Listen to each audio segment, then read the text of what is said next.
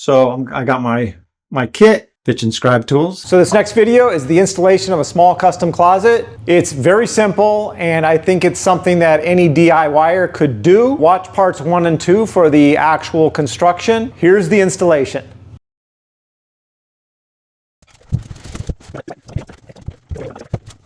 Over there. 14 1/4. Okay, so we need to take off about 1/4 inch off here, especially down in this area. So I got my kit, pitch and scribe tools, in a slot that equates to 1/4 inch. Here, all the way to here. And here's the last part of the scribe.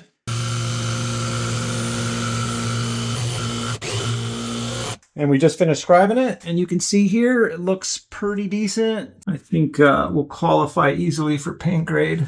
Looking pretty level. We're going to attach crown, or what I call flat molding, on top. Here, since we're touching the wall and we're putting a bench down here, we're not going to really scribe the back. Right, Nick?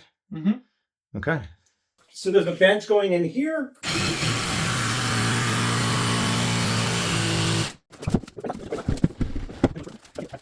That's in there. We'll add a couple of screws, make sure it's level.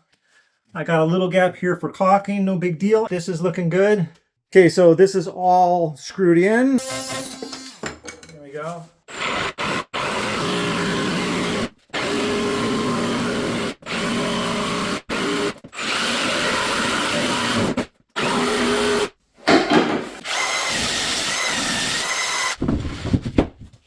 So I'm going to use this mini scribe.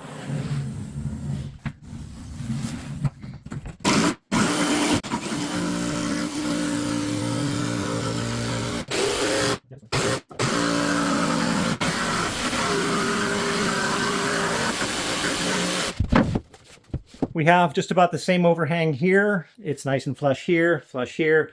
This is the only wall that has a need of serious caulking.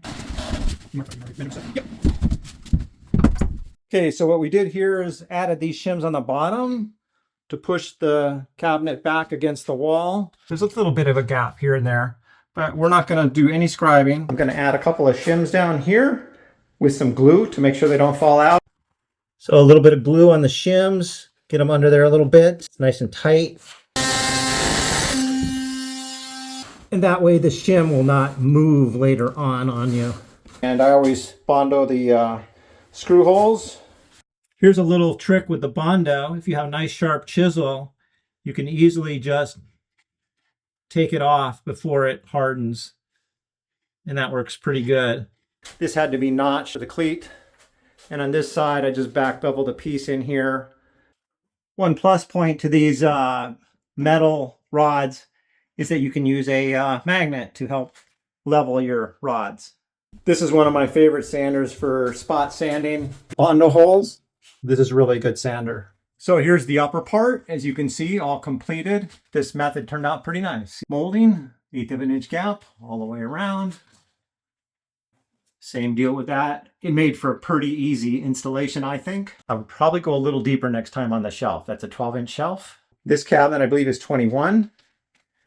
And this one is 18 inches deep. And with just enough space to be able to sit down or be able to get access to this corner here.